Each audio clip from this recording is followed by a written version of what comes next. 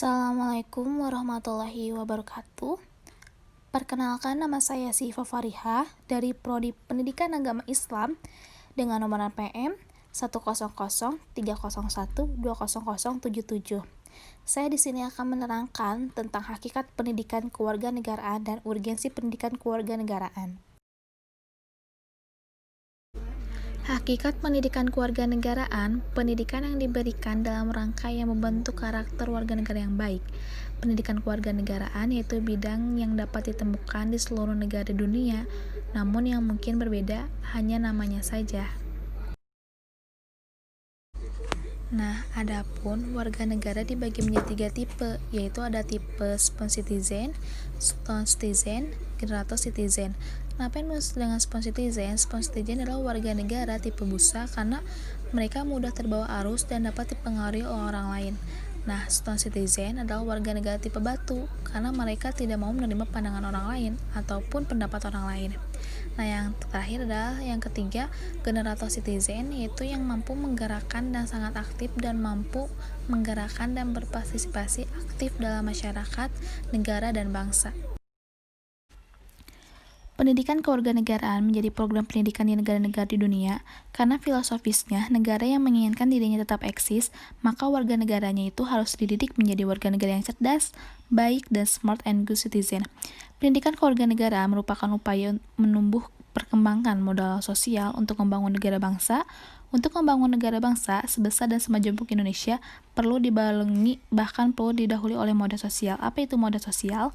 Modal sosial yaitu dengan memperkuat ruang-ruang perjumpaan, merentangkan jaring-jaring konektivitas, serta memperkuat semangat inklusivitas yang dapat menumbuhkan rasa saling percaya. Nah, mengapa pendidikan kewarganegaraan diperlukan? Ada 4 alasan penting mengapa pendidikan kewarganegaraan diperlukan, yaitu ada historis, yuridis, sosiologis, dan politis. Apa itu historis? Historis yaitu mengambil pelajaran dari catatan sejarah, sedangkan yuridis yaitu berdasarkan perintah undang-undang, dan sosiologis yaitu berdasarkan keadaan di masyarakat. Nah, yang terakhir, politis, hal ini ada kaitannya dengan kebijakan pemerintah mengenai pendidikan kewarganegaraan dalam kurikulum sekolah dan perguruan tinggi.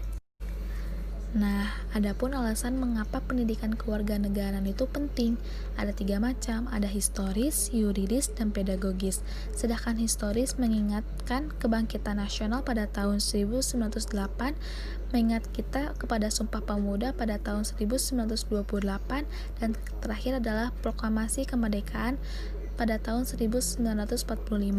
Nah, sedangkan yang yuridis itu adalah terdapat pesan konstitusi dan amanat undang-undang sistem pendidikan nasional. Nah, yang terakhir ada pedagogis. Pedagogis adalah pandangan bahwa anak pada hakikatnya adalah warga negara hipotetik.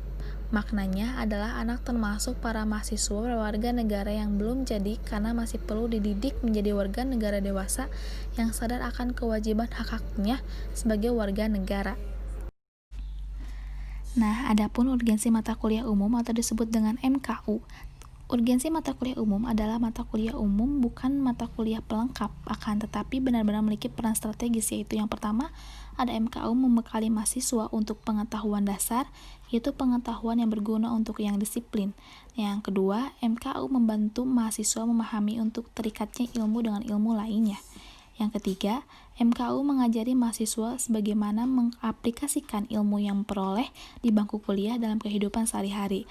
Nah, yang terakhir, yang keempat, MKU berkaitan dengan pengalaman mahasiswa secara universal sehingga pengalaman ini saling meningkatkan dan saling memahami untuk menghargai sesama manusia.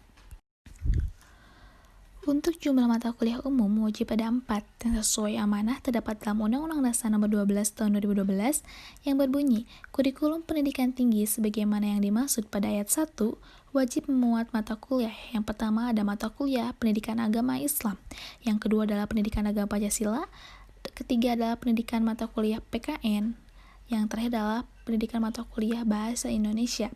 Dan ada pun sifat-sifat perorangan Universal General Education. Yang pertama ada kemampuan untuk memperoleh pengetahuan. Yang kedua, kemampuan untuk belajar sepanjang hayat. Ketiga, kemampuan beradaptasi untuk merespon perubahan. Keempat, kemampuan mengelola diri. Kelima, kemampuan memiliki daya tahan ulet atau tekad yang kuat. Keenam, memiliki citra diri yang positif. Yang ketujuh, memiliki kemampuan berkomunikasi. Kedelapan, memiliki kemampuan bekerja sama dengan orang lain. Dan yang terakhir, memiliki kemampuan bekerja efektif. Mungkin cukup sekian yang dapat saya sampaikan. Mohon maaf apabila ada perkataan yang salah, yang mana datangnya dari Allah, yang salah dari saya pribadi. Kita tutup dengan doa, Rabbana atina fid dunya hasanah wa fil akhirati hasanah wa qina azabannar. Wabillahi taufiq wal hidayah. Wassalamualaikum warahmatullahi wabarakatuh.